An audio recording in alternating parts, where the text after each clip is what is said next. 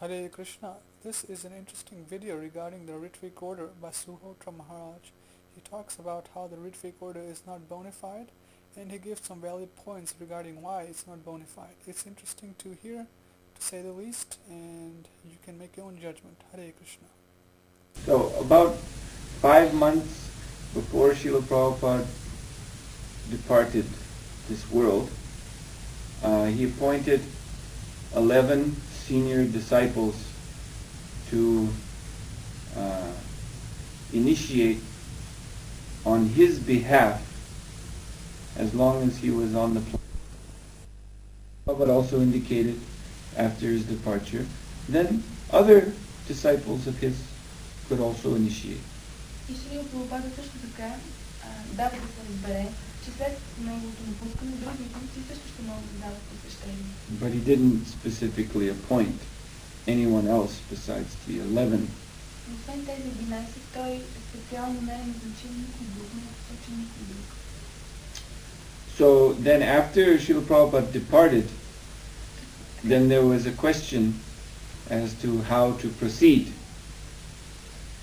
Така че след като Шрила Прабхупада се замина, възникна въпроса как да продължаваме.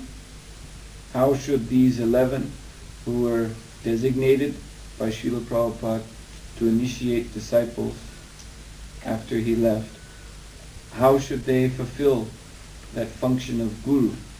Как тези 11, които са били назначени Шрила Прабхупада да дават посвещение след като той напусна, как те ще започнат да вършат този гуру?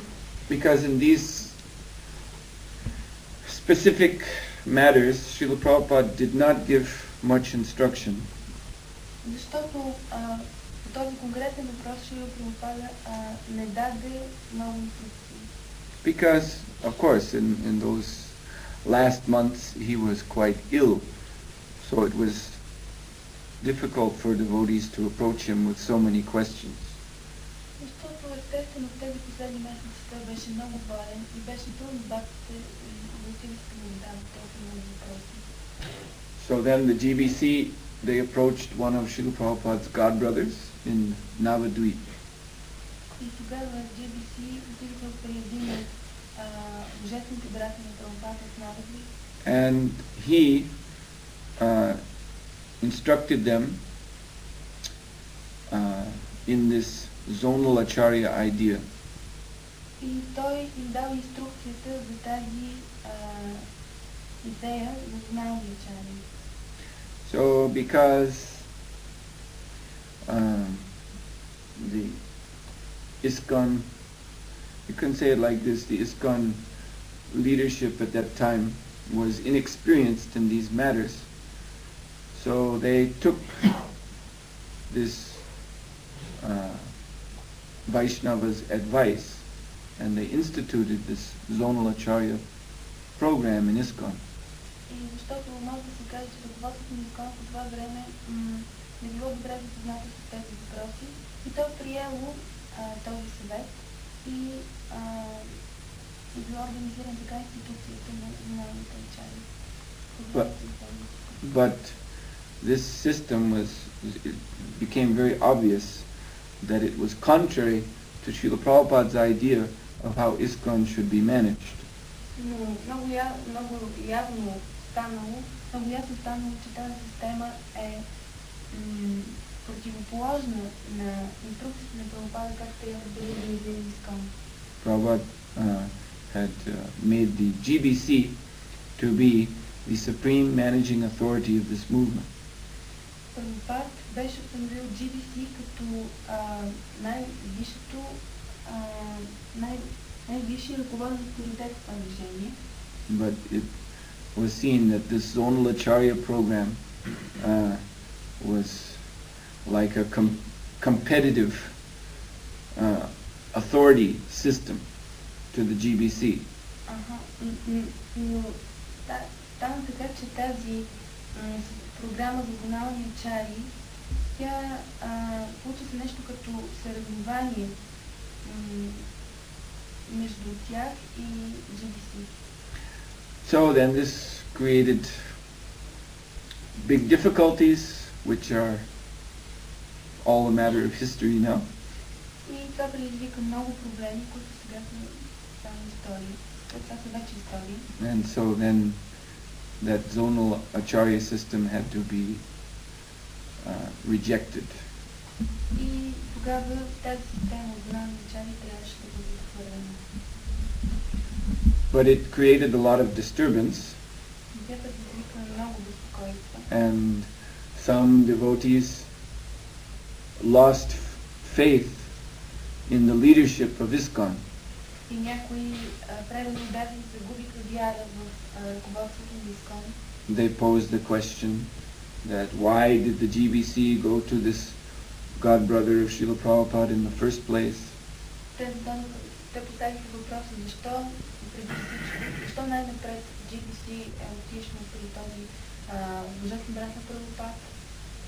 So in this way, because they became very disappointed with the leadership, then they began to speculate what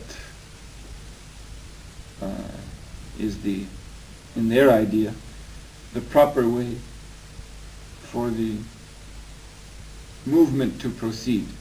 И защото те бяха разочаровани от ръководството, те започнаха да спекулират, да измислят това собствен начин как трябва движението да продължава. And one of these speculations is this Ritvik idea, Една от тези спекулации е тази идея за Ритвик, which is the idea that Srila Prabhupada remains the guru of ISKCON,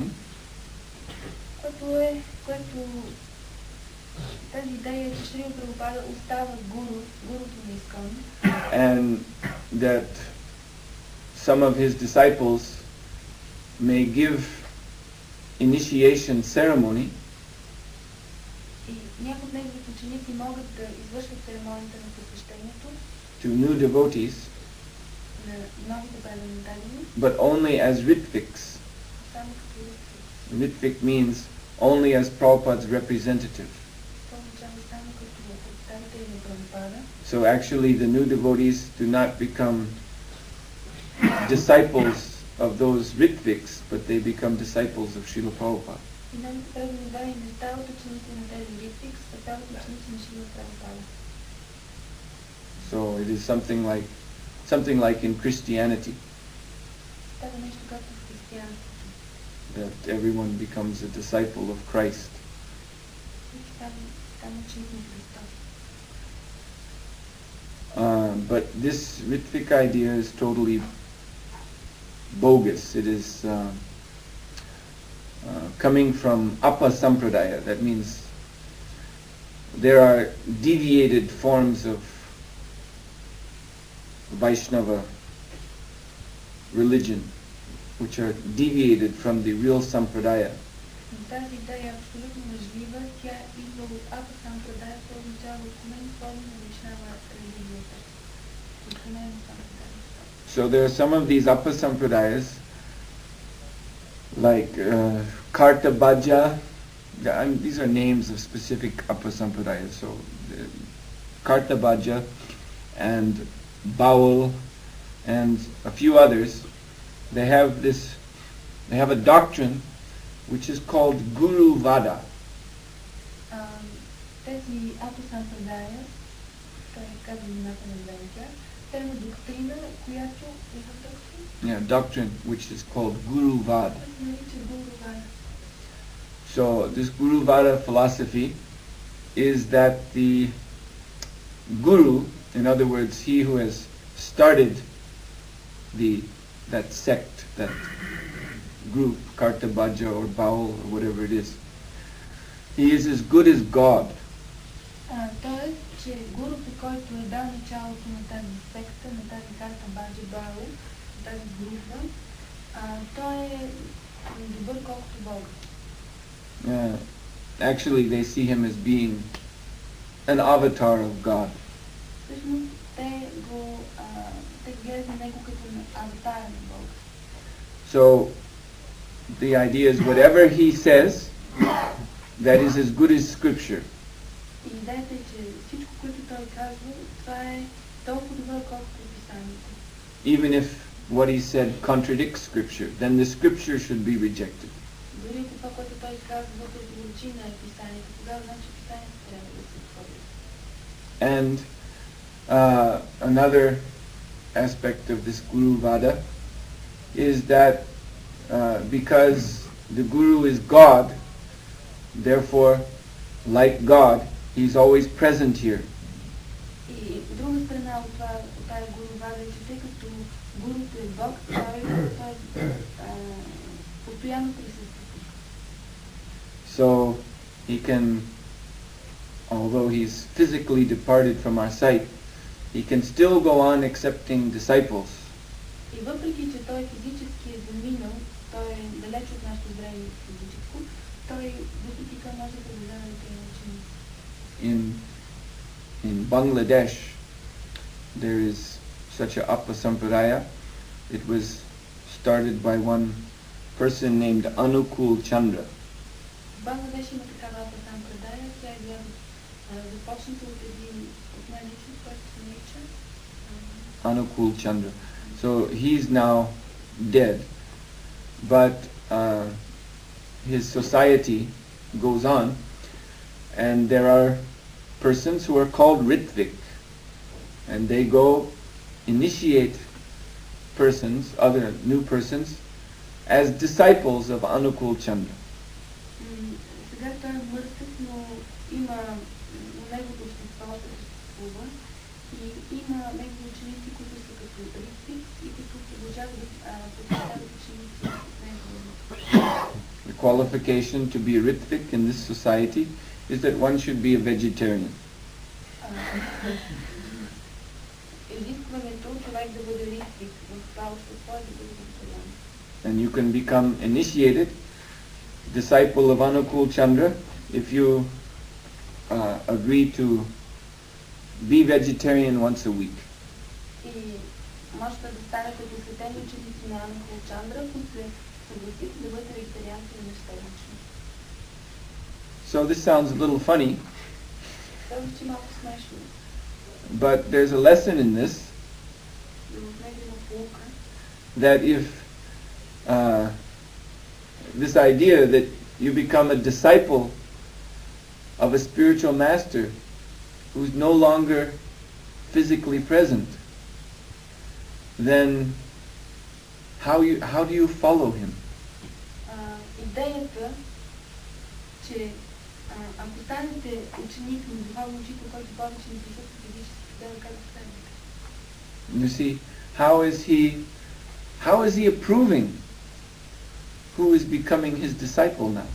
Как той одобрява кой става негов ученик сега? You see, and how is he correcting them, their behavior? Как той поправи тяхното поведение? This is actually the most important function that a spiritual master performs. Това всъщност е най-важната функция, която изпълнява духовен учител. That he has to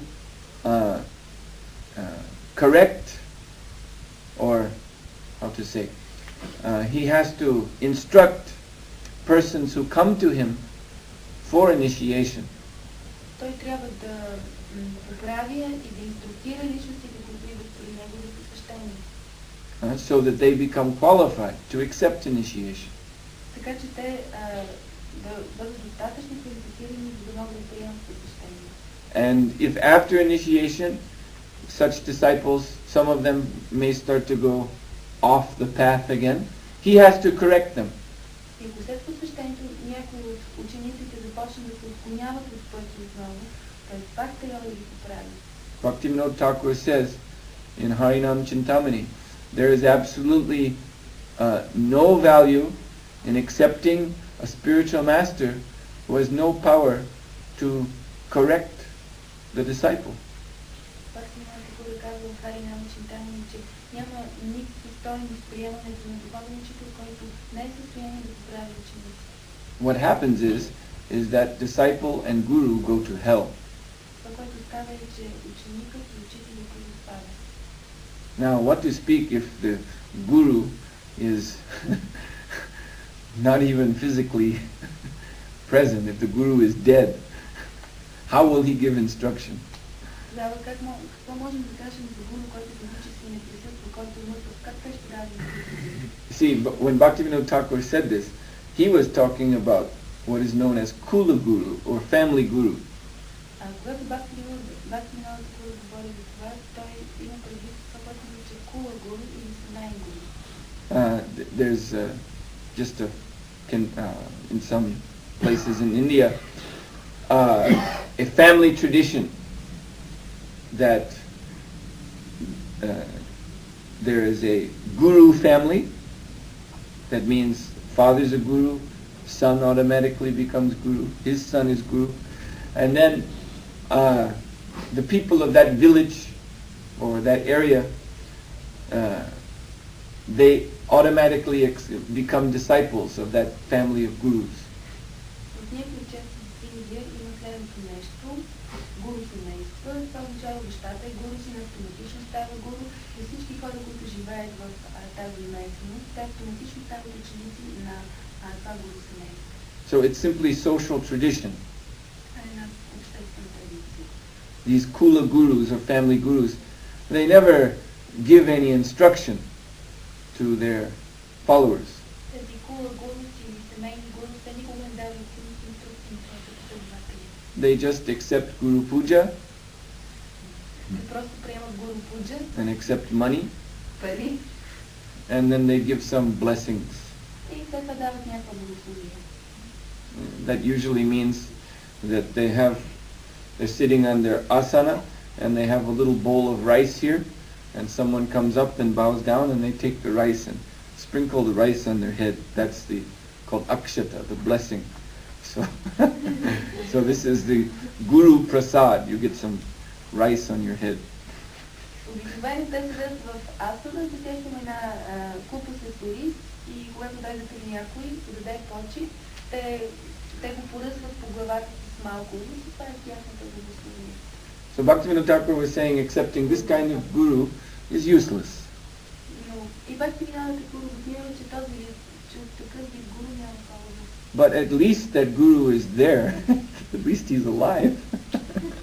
Но поне този гуру присъства, той е жив. Now if the guru is not even physically visible on this planet, so how is he going? I mean, then there's absolutely no chance that he's going to correct any disciple. Ако гурото физически не присъства, ако той не е жив, тогава няма абсолютно никаква възможност той да поправи своите ученици. So this whole idea of Ritvik, this is Appa Sampradaya. It has nothing to do with the bona fide parampara. Цялата тази идея Ritvik е Апа Сампрадая, абсолютно няма нищо с гурупаната. And it's a little amazing that there are some people today who are they're advising that in ISKCON we should have Ritvik system, and they're even using this terminology, they're even using this word, Ritvik, which is used in the Appa Sampradayas.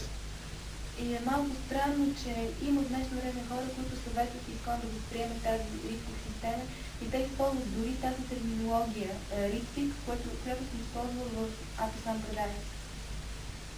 So anyway, it's simply bogus. So you can say zonal acharya system appeared in ISKCON as a result of a mistake. Вече може да се каже, че системата от зоналния чари се появила в ISKCON в резултат на грешка. This was a mistake to have gone to that godbrother and asked for advice. Беше грешка да се отиде при този божествен брат и да се моли за съвет. But it's understandable in the sense that at that time the devotees were very inexperienced.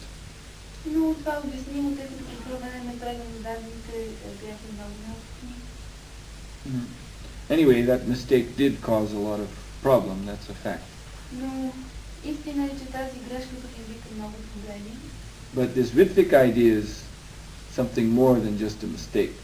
Но тези Ritvik идеи са нещо повече от една грешка. This is a concoction, a deliberate deviation from Prabhupada's instructions. Това е измишлятина, умишлено отклонение от инструкциите на